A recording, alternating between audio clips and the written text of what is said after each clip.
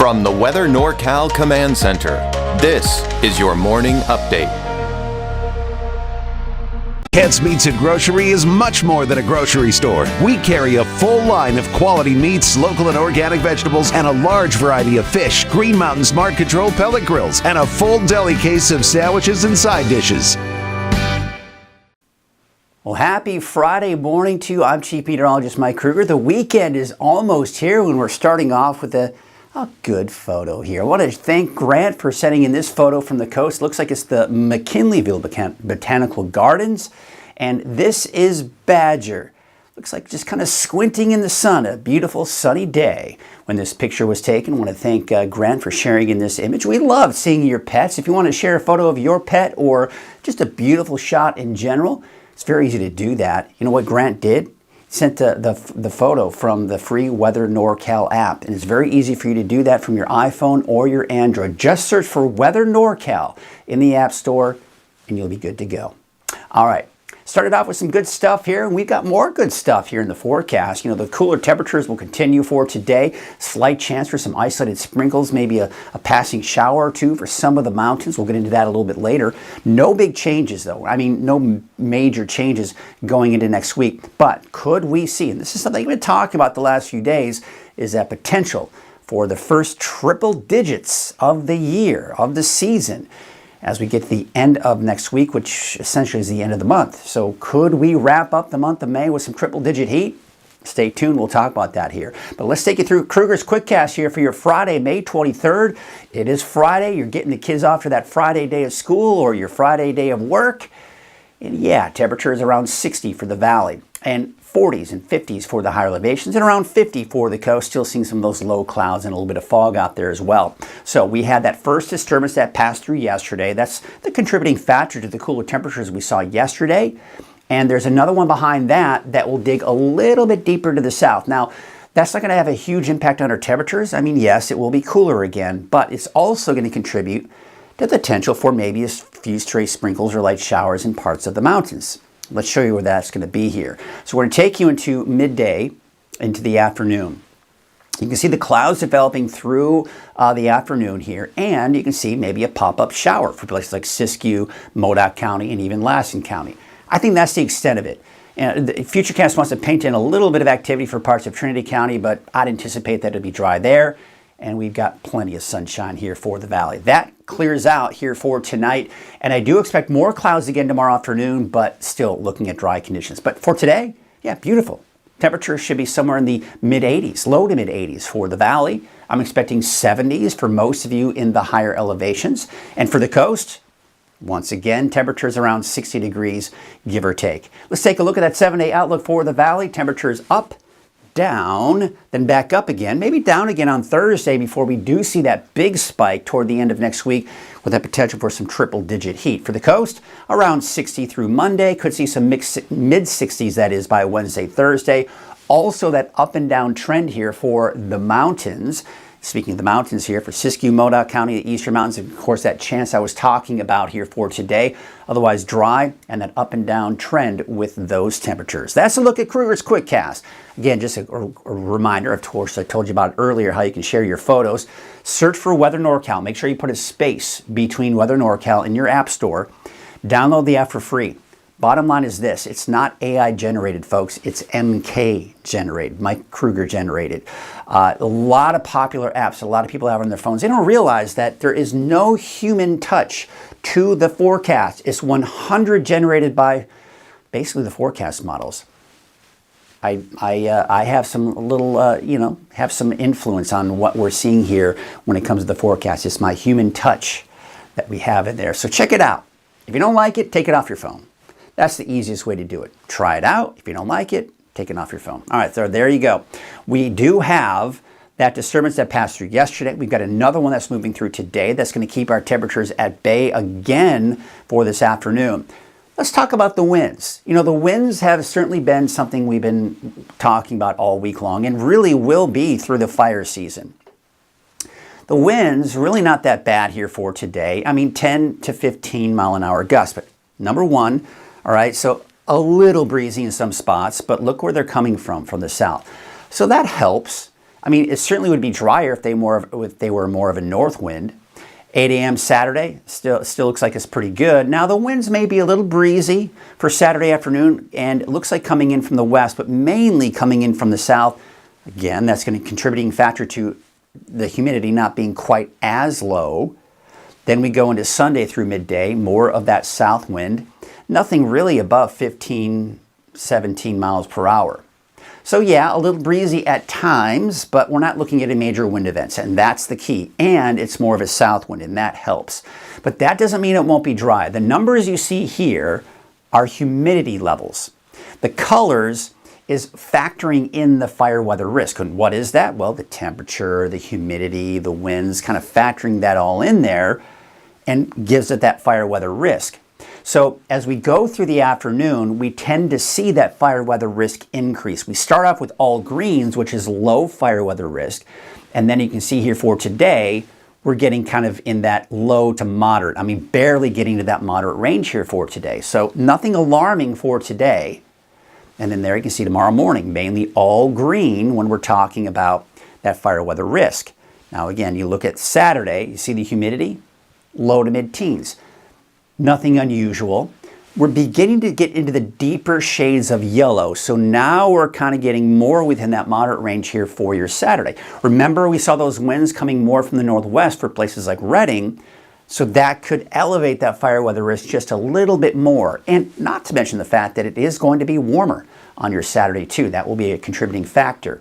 Then this only takes you through midday on Sunday, but you still see those southerly winds. We'll probably still drop down into the teens here Sunday afternoon, but you get the idea. We're not seeing anything majorly alarming when it comes to that fire weather risk, which is good. We want to keep it that way.